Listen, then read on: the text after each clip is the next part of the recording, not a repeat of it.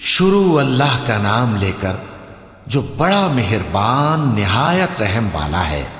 پیغمبر صلی اللہ علیہ وآلہ وسلم نے تیوری چڑھائی اور منہ پھیر لیا کہ ان کے پاس ایک نابینا آیا، اور تم کو کیا خبر، شاید وہ پاکیزگی حاصل کرتا یا وہ سمجھ جاتا تو تمہارا سمجھانا اسے فائدہ دیتا۔ اب وہ جو پرواہ نہیں کرتا سو اس کی طرف تو تم توجہ کرتے ہو، حالانکہ اگر وہ نہ سنورے تو تم پر کچھ الزام نہیں۔ اور وہ جو تمہارے پاس دوڑتا ہوا آیا اور وہ اللہ سے ڈرتا بھی ہے تو اس سے تم بے رخی کرتے ہو۔ دیکھو یہ قرآن نصیحت ہے، پس جو چاہے اسے یاد رکھے۔ قابل ادب ورقوں میں لکھا ہوا جو بلند مقام پر رکھے ہوئے اور پاک ہیں، ایسے لکھنے والوں کے ہاتھوں میں ہیں جو بلند مرتبہ اور نیکوکار ہیں۔ انسان مارا جائے، یہ کیسا ناشکرا ہے۔ اسے اللہ نے کس چیز سے بنایا؟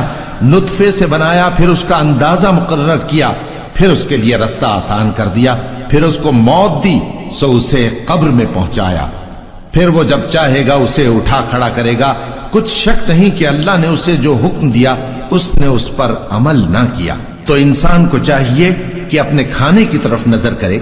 بے شک ہم ہی نے پانی برسایا، پھر ہم ہی نے زمین کو اچھی طرح پھاڑا، پھر ہم ہی نے اس میں اناج اگایا اور انگور اور ترکاری اور زیتون اور کھجوریں اور گھنے گھنے باغ اور میوے اور چارہ، یہ سب کچھ تمہارے اور تمہارے مویشیوں کے لیے بنایا۔ تو جب کانوں کو پھاڑنے والی آواز آئے گی اس دن آدمی اپنے بھائی سے دور بھاگے گا، اور اپنی ماں اور اپنے باپ سے اور اپنی بیوی اور اپنے بیٹوں سے بھی۔ ہر شخص اس روز ایک فکر میں ہوگا جو اسے سب سے بے نیاز کر دے گی۔ اور کتنے چہرے اس روز چمک رہے ہوں گے، خنداں و شاداں، یہ نیکوکار ہیں۔ اور اس روز کتنے چہرے ایسے ہوں گے جن پر گرد پڑ رہی ہوگی اور ان پر سیاہی چڑھ رہی ہوگی، یہی لوگ ہوں گے انکار کرنے والے بد کردار۔